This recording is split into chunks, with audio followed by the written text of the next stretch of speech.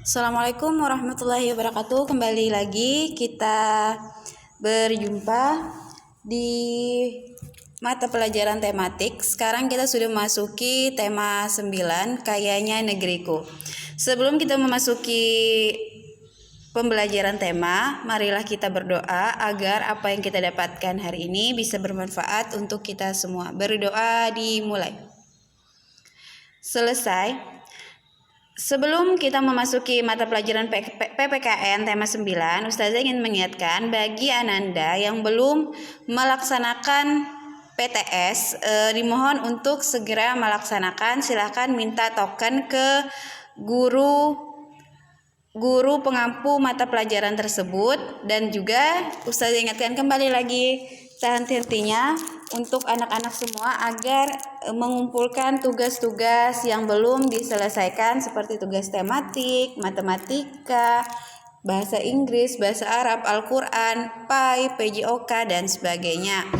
Karena mengingat kita sebentar lagi akan memasuki bulan suci Ramadan, jadi diharapkan untuk Ananda semua agar lebih konsentrasi lagi, agar lebih fokus lagi dalam menyelesaikan tugas-tugasnya, agar nanti tidak menumpuk di kemudian hari.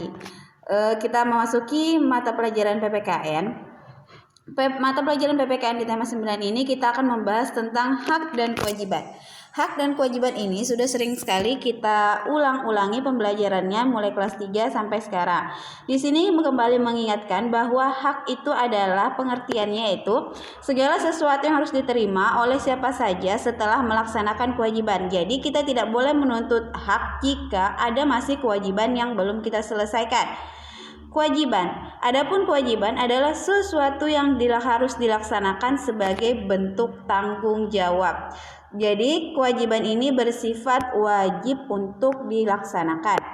Untuk menghindari kerusakan lingkungan, maka setiap orang harus melaksanakan kewajibannya terhadap lingkungan. Ada beberapa kewajiban kita, antara lain pertama menjaga kebersihan lingkungan, kedua melakukan penanaman pohon, ketiga menggunakan jenis kendaraan yang ramah lingkungan, yang keempat memperindah lingkungan. Adapun kewajiban manusia dalam menggunakan sumber energi dalam kehidupan sehari-hari diantaranya: 1. Menghemat energi dengan menggunakan seperlunya. Kedua, memanfaatkan teknologi dan peralatan yang ramah lingkungan. Ketiga, menjaga dan melestarikan alam untuk menjaga ketersediaan sumber energi. Yang keempat, melakukan reboisasi. Reboisasi ini atau penghijauan kembali atau penanaman kembali hutan-hutan yang gundul untuk menjaga ketersediaan sumber air. Yang kelima, selalu menggunakan energi alternatif seperti energi angin, air, atau matahari untuk menggantikan energi yang tidak dapat diperbaharui. Adapun hak yang kita peroleh dari lingkungan, jika kita sudah melaksanakan kewajiban kita terhadap lingkungan, antara lain sebagai berikut. Pertama, menikmati lingkungan yang bersih dan sehat. Yang kedua, mendapatkan kualitas air yang bersih dan sehat. Ketiga, mendapatkan tumbuhan dan hewan yang hidup sehat. Keempat, kita dapat terhindar dari bencana alam. 5, terbebas dari berbagai pencemaran lingkungan. Adapun kewajiban dan hak warga masyarakat. Banyak cara untuk menunjukkan rasa bangga dan rasa cinta tanah air. Salah satu caranya dengan melaksanakan hak dan kewajiban sebagai warga negara yang baik. Hak dan kewajiban tersebut kita laksanakan dengan mematuhi perundang-undangan yang berlaku. Misalnya, pada saat kamu bersepeda di jalan umum, maka kamu harus mematuhi undang-undang lalu lintas. Undang-undang tersebut menjamin pelaksanaan hak dan kewajiban pemakai jalan. Dengan undang-undang tersebut, lalu lintas dapat berjalan dengan lancar. Salah satu contoh kita mematuhi tata tertib lalu lintas yaitu misal di jalan ada plang yang kita lihat di situ menandakan bahwa dilarang parkir. Jadi kita jangan coba-coba parkir di situ karena di situ ada sudah peringatannya bahwa kita dilarang parkir, atau misalnya ada peringatan dilarang stop. Artinya kita sebagai pengendara, sebagai pengguna jalan yang baik, kita harus mematuhi apa aturan yang ada di rambu-rambu lalu lintas. Adapun kewajiban warga negara, yang pertama menjunjung hukum dan pemerintah Indonesia, yang kedua menjaga kelestarian lingkungan sekitar, yang ketiga membayar pajak, keempat mengikuti pendidikan dasar. Di mana pendidikan dasar itu pemerintah menetapkan pendidikan dasar itu selama 12 tahun dimulai dari sekolah dasar sampai sekolah menengah atas. Setiap warga itu wajib mengikuti pendidikan dasar dan pemerintah wajib membiayai. Adapun tujuan pendidikan agar dapat meningkatkan keimanan dan ketakwaan serta akhlak mulia dalam rangka mencerdaskan kehidupan bangsa.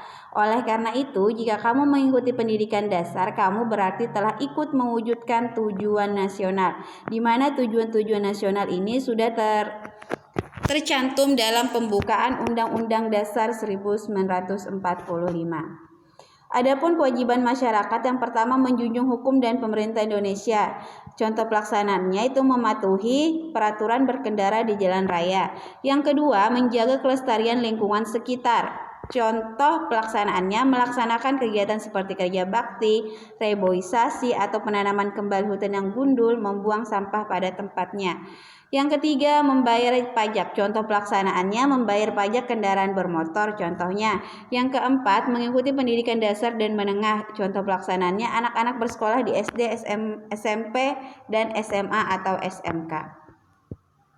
Nah, jika kita sudah melaksanakan kewajiban kita sebagai warga masyarakat, maka sebagai warga masyarakat kita berhak mendapatkan hak-hak kita, diantaranya menikmati persamaan kedudukan dan kepastian di muka hukum dan pemerintah.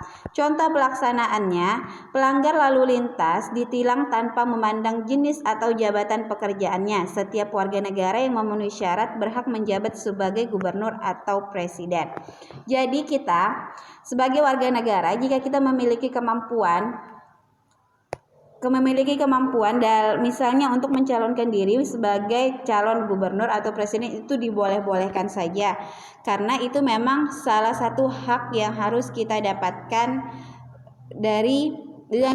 sebagai warga negara, hak yang harus kita dapatkan. Adapun yang kedua, hak kita sebagai warga masyarakat, kita berhak hidup layak. Contoh pelaksanaannya, setiap warga negara berhak bekerja untuk memenuhi kebutuhan pangan, sandang, dan papan. Yang ketiga, kita berhak mengeluarkan pendapat. Contoh pelaksanaannya, menyampaikan pendapat bisa melalui musyawarah, televisi, atau media cetak. Tapi ingat, pendapat yang harus kita sampaikan, kita juga harus memperhatikan tata cara menyampaikan pendapat. Kita harus mengikuti sesuai aturan bagaimana cara yang baik mengeluarkan pendapat. Salah satunya ketika kita mengeluarkan pendapat, kita tidak boleh menyinggung atau menyakiti perasaan orang lain dan sebagainya. Yang keempat, hak yang harus kita dapatkan, kita berhak beragama dan beribadah. Umat Islam beribadah di masjid tanpa ada gangguan. Ini salah satu contoh. Begitu pula dengan umat-umat yang lain seperti umat Kristiani, ketika dia merayakan hari raya Natal, mereka pun harus diberikan perlindungan demi menjalankan ibadah yang damai, tentram, dan aman. Yang kelima, hak kita membela negara. Atlet, contoh pelaksanaannya, atlet olahraga bertanding di kejuaraan internasional untuk mengharumkan nama bangsa. Yang keenam, mendapat pendidikan yang layak.